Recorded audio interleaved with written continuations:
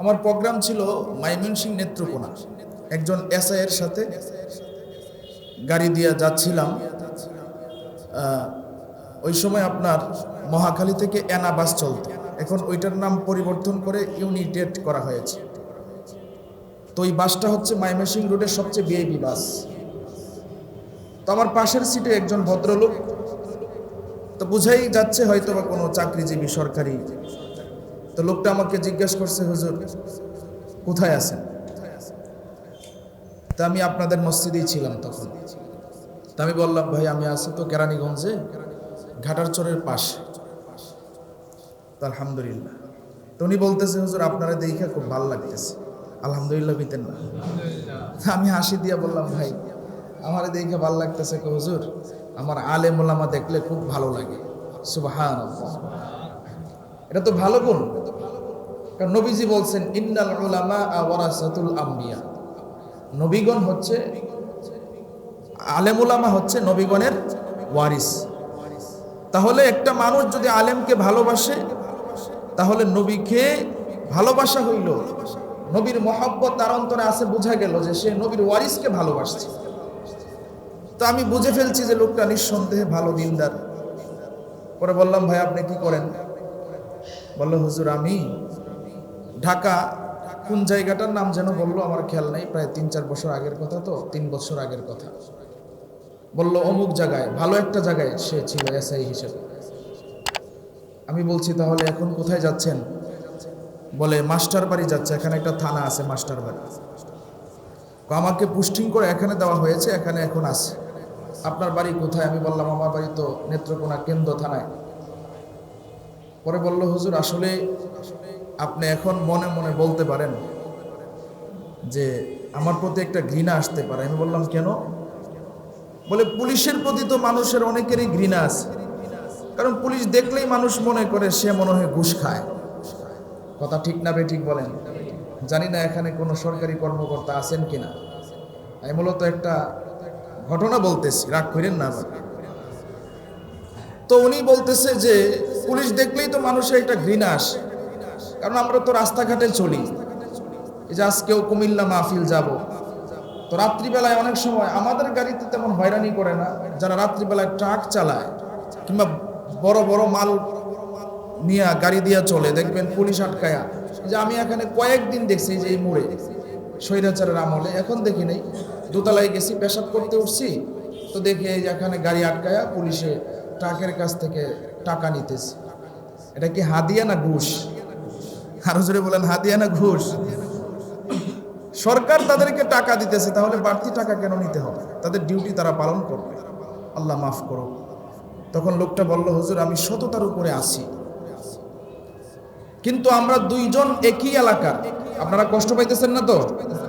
একই এলাকার দুইজন আমরা একসাথে চাকরি নিছি, কিন্তু আমার যেই ভাইটা এলাকার চাকরি নিছে সে এখন 5 তলার মালিক, প্রাইভেট কার গাড়ি আছে, তার টাকা পয়সার অভাব নেই, কিন্তু আমার আগের যে ঘর ছিল এটা রঙই করতে পারতেছি। এখন আমার বউ এক সময় চিল্লায়, আমার মা এক সময় চিল্লায়, আমার আত্মীয় স্বজন যারা আছে তারা চিল্লায় যে তুই সরকারি চাকরি নিছস, এত বড় দায়িত্বশীল, এখনো কিচ্ছু করতে পারস নাই, অমুকে তো অনেক কিছু করে ফেলছে। এখন হুজুর এমন অসহ্যের মধ্যে পড়ছি, কি করব? তো চিন্তা করলাম একদিন, যাক যা আছে কপালে। পরে একটা হিরোইন ছিঁড়ে নাকি ধরছে, ধরার পরে হিরোইন তো মাপ চাইতেছে, ভাই ছেড়ে দেন ছেড়ে দেন। কতরে ছাড়বো? 25,000 টাকা দিলে। কয় হাজার? 25,000। ওয়ানাকসিম মিনাল আমওয়ালি ওয়াল আনফুসি ওয়াস সামারাত ওয়াবাশশিরিস সাবিরিন।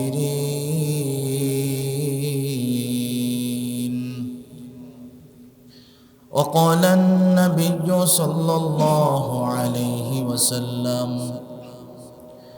المسلم من سلم المسلمون من لسانه ويده أو كما قال النبي عليه الصلاة والسلام صدق الله مولانا العظيم وصدق رسوله النبي الكريم ونحن على ذلك من الشاهدين والشاكرين والذاكرين والحمد لله رب العالمين আমরা সকলেই নবীর উপরে নবীর মহব্বতে দুরূদ ইব্রাহিম পড়ি اللهم صل على محمد وعلى آل محمد كما صليت على إبراهيم وعلى آل إبراهيم إنك حميد مجيد اللهم بارك على محمد وعلى آل محمد كما باركت على إبراهيم وعلى آل إبراهيم إنك حميد مجيد محمد آخر कुफर को मिटाया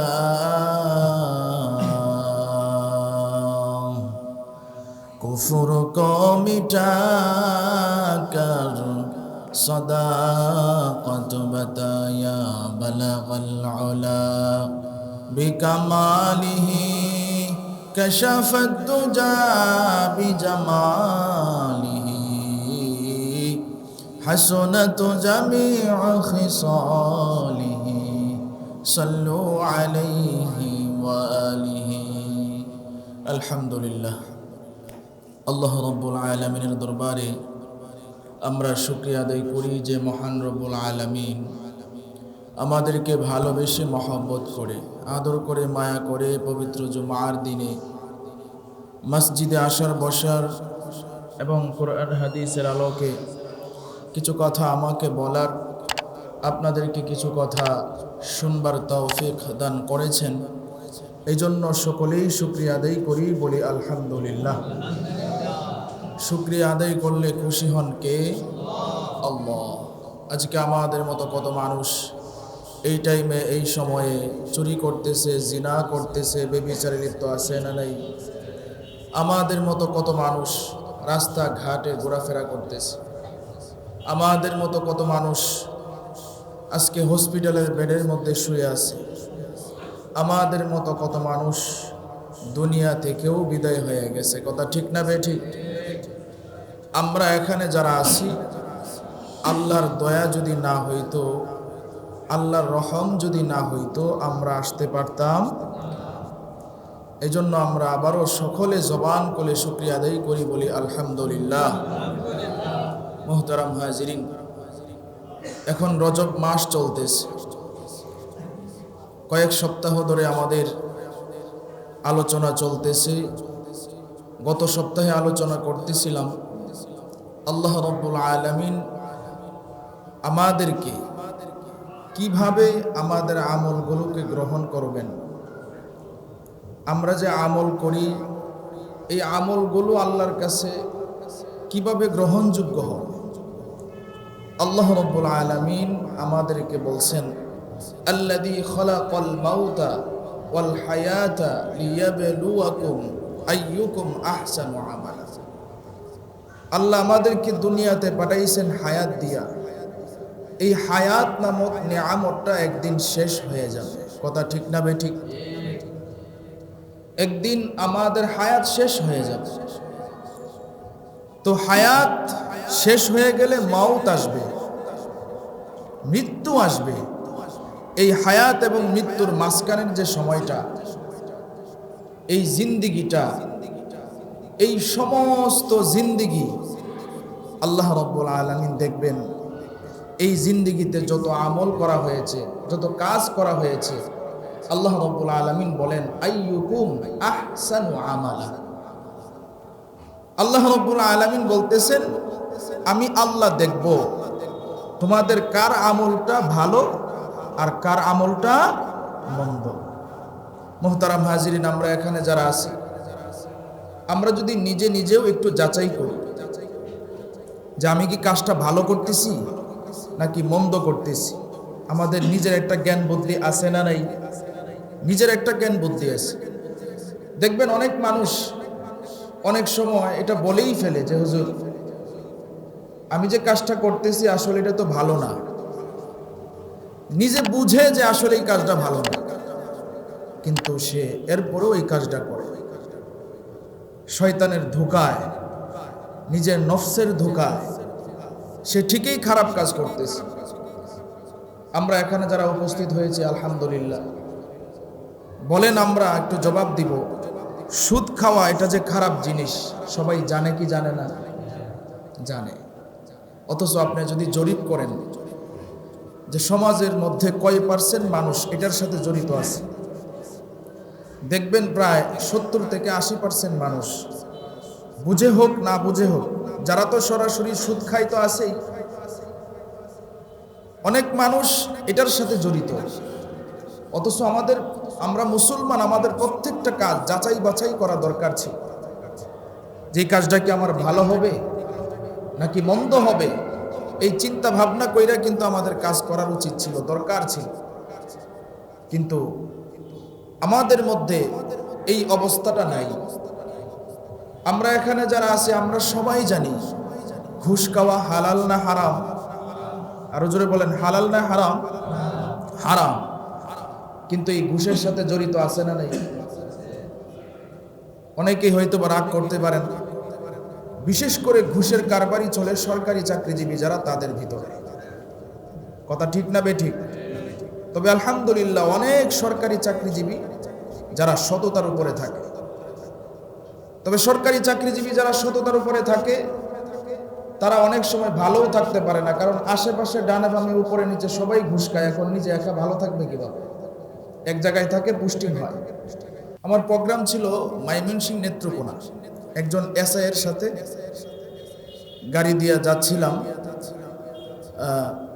ওই সময় আপনার মহাখালী থেকে এনা বাস চলত, এখন ওইটার নাম পরিবর্তন করে ইউনিটেড করা হয়েছে। তো ওই বাসটা হচ্ছে ময়মনসিংহ রোডের সবচেয়ে ভিআইপি বাস। তো আমার পাশের সিটে একজন ভদ্রলোক, তো বুঝাই যাচ্ছে হয়তো বা কোনো চাকরিজীবী সরকারি। তো লোকটা আমাকে জিজ্ঞাসা করছে, হুজুর কোথায় আছেন? তা আমি আপনাদের মসজিদেই ছিলাম তখন। তা আমি বললাম, ভাই আমি আছি তো কেরানীগঞ্জে, ঘাটারচরের পাশে। তো আলহামদুলিল্লাহ। তো উনি বলতেছে, হুজুর আপনারা দেখে খুব ভালো লাগতেছে। আলহামদুলিল্লাহ বিতেন না? আমি হাসি দিয়া বললাম, ভাই আমার দেখে ভালো লাগতেছে হুজুর, আমার আলেম ওলামা দেখলে খুব ভালো লাগে। সুবহানাল্লাহ, এটা তো ভালো গুণ। কারণ নবীজি বলছেন, ইন্নাল উলামা ওয়ারাসাতুল আম্বিয়া, নবীগণ হচ্ছে, আলেম ওলামা হচ্ছে নবীগণের ওয়ারিস। তাহলে একটা মানুষ যদি আলেমকে ভালোবাসে, তাহলে নবীকে ভালোবাসা হইল, নবীর মহব্বত তার অন্তরে আছে, বোঝা গেল যে সে নবীর ওয়ারিসকে ভালোবাসছে। তো আমি বুঝে ফেলছি যে লোকটা নিঃসন্দেহে ভালো দিনদার। পরে বললাম, ভাই আপনি কি করেন? বলল, হুজুর আমি ঢাকা, কোন জায়গাটার নাম যেন বললো, আমার খেয়াল নাই, প্রায় 3-4 বছর আগের কথা, তো 3 বছর আগের কথা। বলল অমুক জায়গায়, ভালো একটা জায়গায় সে ছিল এসআই হিসেবে। আমি বলছি, তাহলে এখন কোথায় যাচ্ছেন? বলে মাস্টার বাড়ি যাচ্ছে, এখানে একটা থানা আছে মাস্টার বাড়ি। আমাকে পুস্টিং করে এখানে দেওয়া হয়েছে, এখানে এখন আছে। আপনার বাড়ি কোথায়? আমি বললাম, আমার বাড়ি তো নেত্রকোনা কেন্দ্র থানায়। পরে বলল, হুজুর আসলে আপনি এখন মনে মনে বলতে পারেন যে আমার প্রতি একটা ঘৃণা আসতে পারে। আমি বললাম, কেন? বলে, পুলিশের প্রতি তো মানুষের অনেকেরই ঘৃণা আছে, কারণ পুলিশ দেখলেই মানুষ মনে করে সে মনে হয় ঘুষ খায়। কথা ঠিক না বেঠিক বলেন? জানি না এখানে কোনো সরকারি কর্মকর্তা আছেন কিনা। আমি মূলত একটা ঘটনা বলতেছি, রাগ করেন না। তো উনি বলতেছে যে পুলিশ দেখলেই তো মানুষের একটা ঘৃণা আসে, কারণ আমরা তো রাস্তাঘাটে চলি। এই যে আজকেও কুমিল্লা মাহফিল যাব, তো রাত্রিবেলায় অনেক সময় আমাদের গাড়িতে তেমন হয়রানি করে না, যারা রাত্রিবেলায় ট্রাক চালায় কিংবা বড় বড় মাল নিয়ে গাড়ি দিয়ে চলে, দেখবেন পুলিশ আটকায়া। যে আমি এখানে কয়েকদিন দেখছি যে এই মোড়ে স্বৈরাচারের আমলে, এখন দেখি নাই, দোতলায় গেছি পেশাব করতে উঠছি, তো দেখি এই যে এখানে গাড়ি আটকায়া পুলিশে ট্রাকের কাছ থেকে টাকা নিতেছে। এটা কি হাদিয়া না ঘুষ? আরো জোরে বলেন, হাদিয়া না ঘুষ? সরকার তাদেরকে টাকা দিতেছে, তাহলে বাড়তি টাকা কেন নিতে হবে? তাদের ডিউটি তারা পালন করবে। আল্লাহ মাফ করো। তখন লোকটা বলল, হুজুর আমি সততার উপরে আছি, কিন্তু আমরা দুইজন একই এলাকার, আপনারা কষ্ট পাইতেছেন না তো? একই এলাকার দুইজন আমরা একসাথে চাকরি নিছি, কিন্তু আমার যেই ভাইটা এলাকার চাকরি নিছে সে এখন 5 তলার মালিক, প্রাইভেট কার গাড়ি আছে, তার টাকা পয়সার অভাব নেই, কিন্তু আমার আগের যে ঘর ছিল এটা রঙই করতে পারতেছি। এখন আমার বউ এক সময় চিল্লায়, আমার মা এক সময় চিল্লায়, আমার আত্মীয় স্বজন যারা আছে তারা চিল্লায় যে তুই সরকারি চাকরি নিছস, এত বড় দায়িত্বশীল, এখনো কিচ্ছু করতে পারস নাই, অমুকে তো অনেক কিছু করে ফেলছে। এখন হুজুর এমন অসহ্যের মধ্যে পড়ছি, কি করব? তো চিন্তা করলাম একদিন, যাক যা আছে কপালে। পরে একটা হিরোইন ছিঁড়ে নাকি ধরছে, ধরার পরে হিরোইন তো মাপ চাইতেছে, ভাই ছেড়ে দেন ছেড়ে দেন। কতরে ছাড়বো? 25,000 টাকা দিলে। কয় হাজার? 25,000। এবার কই ঠিক আছে যা, তোরে ছেড়ে দিলাম। 25,000 টাকা নিস। বাসায় গেছে, গিয়ে দেখে বউয়ের পেটের বেদনায় অবস্থা বড় খারাপ।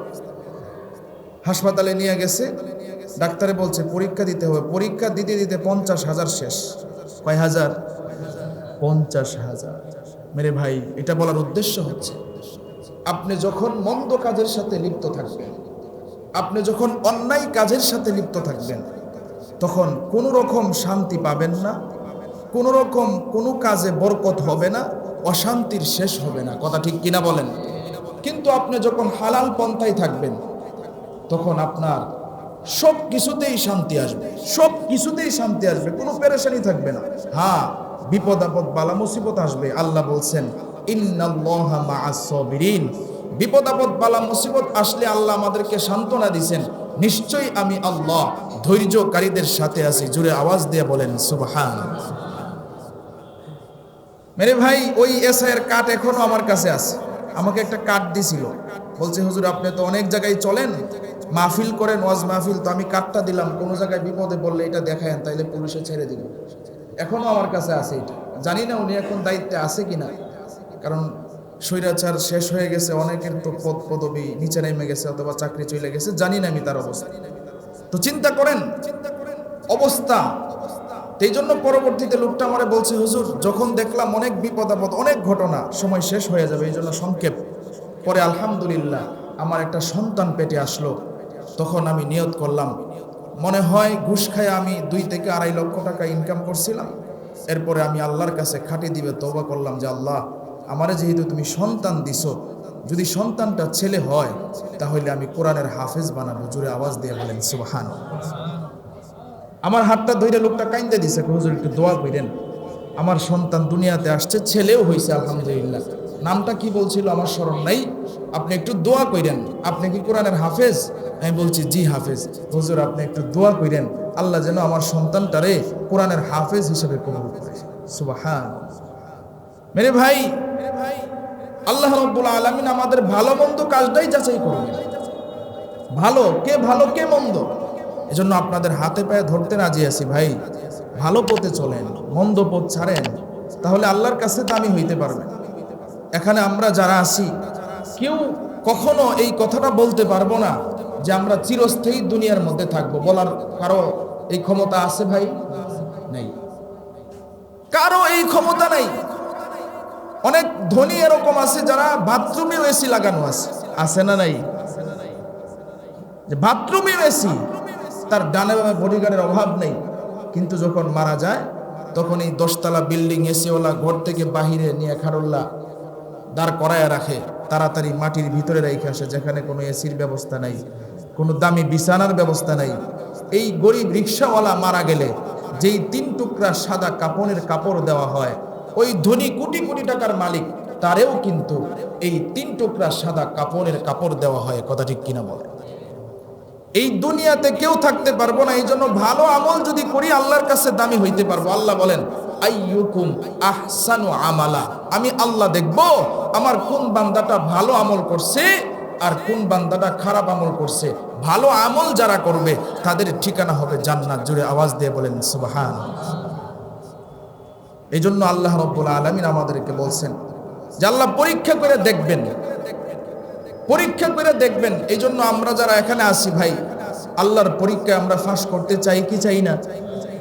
এখনো সময় আছে, নিজের জীবনকে পরিবর্তন করেন। এখনো সময় আছে, এখনো সময় আছে, নিজের জীবনকে পরিবর্তন করেন। আলহামদুলিল্লাহ, আমার এই জীবনে অনেক যুবকরা, আলহামদুলিল্লাহ, এটা আল্লাহর শুকর ফকর না, অহংকারী দিক থেকে বলতেছি না, অনেক যুবকরা বাস্তবে আইসাও আমার হাত ধইরা তওবা করছে, এমন এমন গুনার কথা বলছে যেটা আমি নিজে শুই নাও আমি অবাক হয়ে গেছি যে এত বড় গুনাহ সে করতে পারে একটা মানুষ। এরপরও তার ভিতরে অনুতপ্ত আসছে, কান্না করছে যে হুজুর আর এই কাজটা করব না, আমার ভুল হয়ে গেছে, আমার বুঝে এসে গেছে। শুনে অনেক যুবকরা কাঁদছে। মেরে ভাই, আমাদেরও তো কবরে যাইতে হবে, মরতে হবে। আমরা নিজের জীবনে যত ভুল করছি, মন্দ কাজ করছি, যদি একটু নিজের জীবনটারে সুন্দর বানাইতে চাই, আখিরাতের জীবনটা যদি সুন্দর করতে চাই, তাহলে আল্লাহর কাছে যদি দামি বানাইতে চাই, ভালো কাজ ছাড়া, নেকের কাজ ছাড়া বিকল্প আর কোনো রাস্তা। এজন্য আপনাদেরকে বুঝাই, ভালো হয়ে যান, আল্লাহর নেককার বান্দা বান্দি হয়ে যান। মা বোনেরা যারা শুনতেছেন, চিন্তা করে দেখেন, আমাদেরকেও কবরে যাইতে হবে, একটু ভালো হয়ে যান, তাহলে আল্লাহর কাছে দামি হওয়া যায়। আল্লাহ বলেন আল্লাযী খালাকাল মাউতা ওয়াল হায়াতা লিয়াবলুয়াকুম আইয়ুকুম আহসানু আমালা। আল্লাহ রাব্বুল আলামিন বলেন, আমি আল্লাহ দেখব, আল্লাযী খালাকাল মাউতা ওয়াল হায়াতা, আমি আল্লাহ আমার বান্দাদেরকে যে হায়াত দিয়া পাঠাইছি, আবার হায়াতের জিন্দেগি শেষ হলে আমি আল্লাহ তাদেরকে মৃত্যু দিয়ে দিব। এই হায়াত এবং মৃত্যুর মাঝখানে তাদের যত কিছু হয়েছে ওই কাজগুলো, আইয়ুকুম আহসানু আমালা, কার ভালো হয়েছে আর কার মন্দ হয়েছে, লিয়াবলুয়াকুম, আমি আল্লাহ এইগুলাই পরীক্ষা করব। আমি আল্লাহর পরীক্ষায় যদি তাদের ভালো কাজ বেশি হয় তাদের ঠিকানা হবে জান্নাত। আমি আল্লাহর কাছে তাদের যদি মন্দ কাজ বেশি হয় তাদের ঠিকানা হবে জাহান্নাম, তাদের ঠিকানা হবে জাহান্নাম। এই জন্য আমরা এখানে যারা আছি রে ভাই, নিজে একটু বিবেকটারে কাটায়া চিন্তা করব, জীবনে কত অন্যায় করেছি, কত অপরাধ করেছি, জীবনে কত নামাজ ছেড়েছি, জীবনে মা বাবার সাথে কত অন্যায় অপরাধ করেছি। আমরা যদি আল্লাহর কাছে দামি হতে চাই, 5 ওয়াক্ত নামাজ সঠিকভাবে আদায় করতে হবে, আল্লাহর হুকুম নবীর তরিকা অনুযায়ী চলতে হবে, মা বাবার সাথে খারাপ আচরণ করা যাবে না, মুরব্বীদের সাথে খারাপ আচরণ করা যাবে না। আল্লাহ রাব্বুল আলামিন যেইভাবে চলতে বলেছেন সেইভাবে চলার চেষ্টা করতে হবে। এইভাবে যদি আমরা চেষ্টা করি, আল্লাহর জান্নাতে যাইতে দেরি হবে না। আল্লাহু আকবার। এ দুনিয়া ছেড়ে চলে যাব একদিন, মায়ারি বাঁধন ভেঙে যাবে একদিন, আসব না আমি আর এ ভুবনে কোনো দিন, ঠিক কিনা?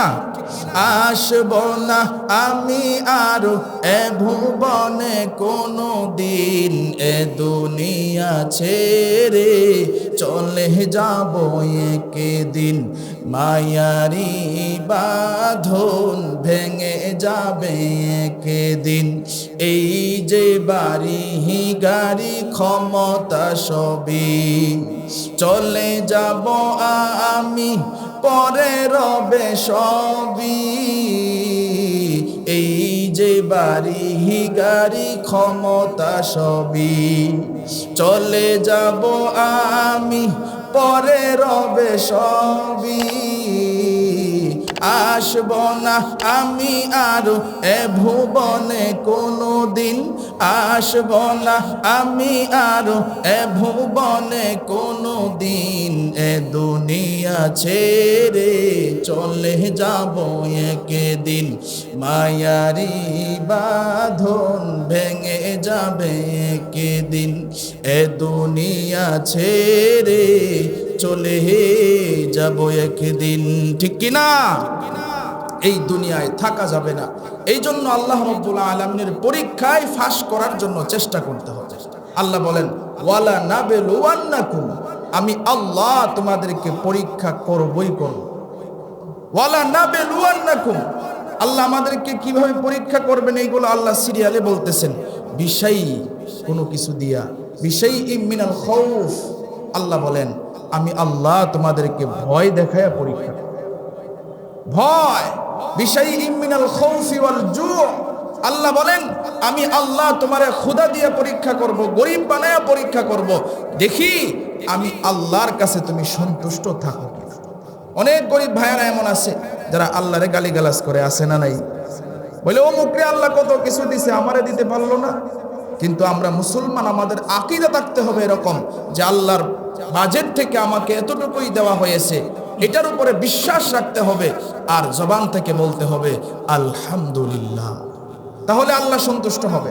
ওয়াল জুই ওয়া নাকসিম মিনাল আমওয়াল, আল্লাহ রাব্বুল আলামিন বলেন আমি আল্লাহ মাল দিয়া পরীক্ষা করব, মাল দিয়া ধনী বানায়া পরীক্ষা করব, যে দেখি আমার বান্দা ধনী হইছে, মালের মালিক হইছে, সে আমার উপরে কতটুকু আমার হুকুম মানে, আমার তরিকায়, নবীর তরিকায় কতটুকু চলে, এটা আল্লাহ পরীক্ষা করবেন। আল্লাহ রাব্বুল আলামিন মাল দিয়ে পরীক্ষা করবেন।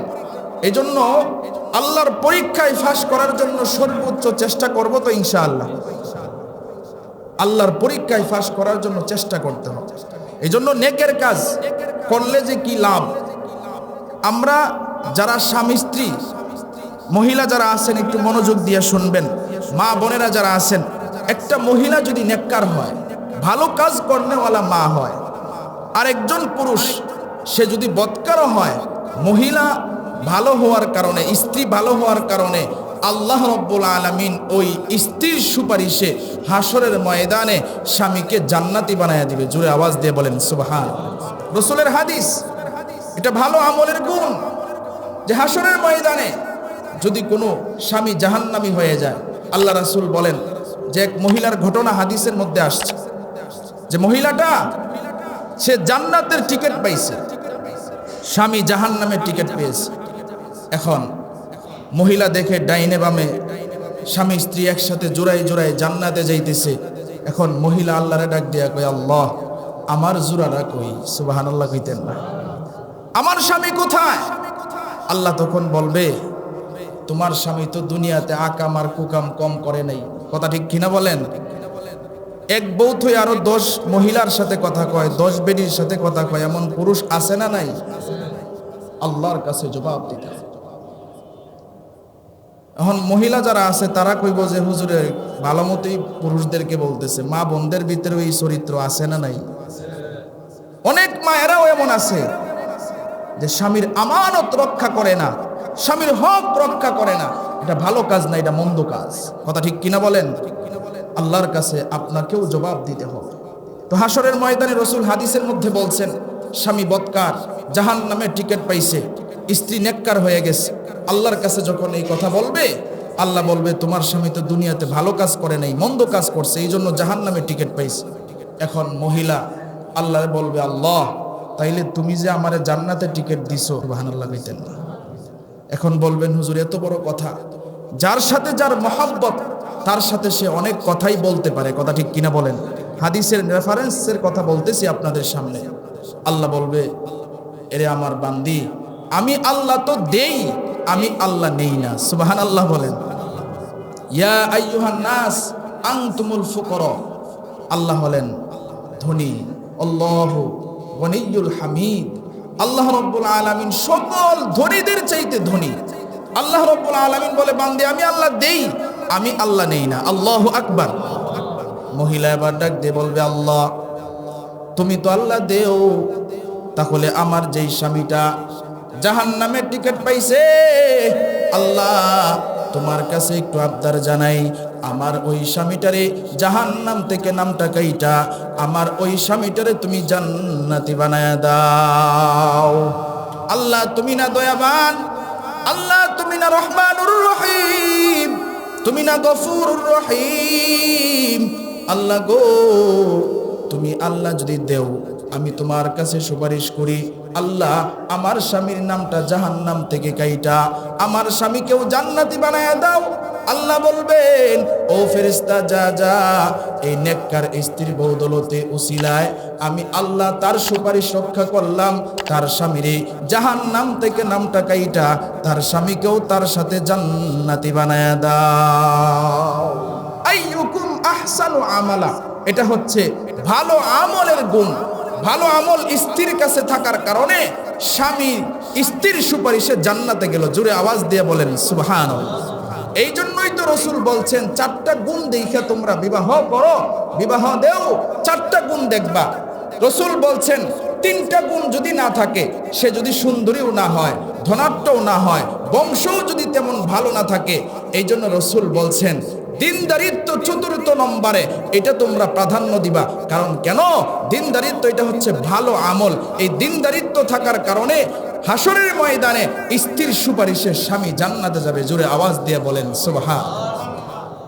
আর ঘরের ভিতরে যদি ভালো স্ত্রী হয়, নেককার স্ত্রী হয়, ওই পেট থেকে ভালো সন্তানও আসবে। কথা ঠিক কিনা বলেন? ভালো সন্তানও আসবে। এই জন্য রাসূল চতুর্থ নাম্বার যেটা, এটা প্রাধান্য দিয়েছেন। তবে যদি চারটা হয় তো ভালো, আলহামদুলিল্লাহ। এই জন্য মেরে ভাই, আমাদের ভালো গুণ অর্জন করতে হবে, ভালো আমল আমাদের ভিতরে ঢুকাইতে হবে। আইয়ুকুম আহসানু আমালা, আল্লাহর পরীক্ষায় যদি আমরা পাস করতে চাই, রাজি আছি তো ইনশাআল্লাহ? মেরে ভাই, আমরা তো প্রতি জুমায় আলোচনা শুনি, তবে শুই না যদি আমাদের ভিতরে আমল ঢুকাইতে পারি, আমলে রাখতে পারি, এটা হবে আমাদের জন্য ফায়দা। এই জন্য আপনারা এখানে যারা আছেন, আপনাদের কাছে উদারত আহ্বান থাকবে, এখন রজব মাস চলতেছে, যত বেশি আমল করতে পারেন, যত বেশি আমল করতে পারেন। যে দোয়াটা আমি সর্বপ্রথম জুমায় আপনাদেরকে শিখাইছিলাম, আল্লাহুম্মা বারিক লানা ফি রজব ওয়া শাবান ওয়া বাল্লিগনা রমাদান, বারবার এই দোয়াটা পড়বেন, বারবার এই দোয়াটা পড়বেন, এই দোয়াটা বেশি বেশি পড়বেন। পারবেন তো ইনশাআল্লাহ? আল্লাহ রাব্বুল আলামিন আমাদের সকলকে এই কথাগুলির উপর আমল করার তৌফিক দান করুন। আমরা যারা সুন্নত পড়ি নেই, 4 রাকাত সুন্নত আদায় করি ইনশাআল্লাহ।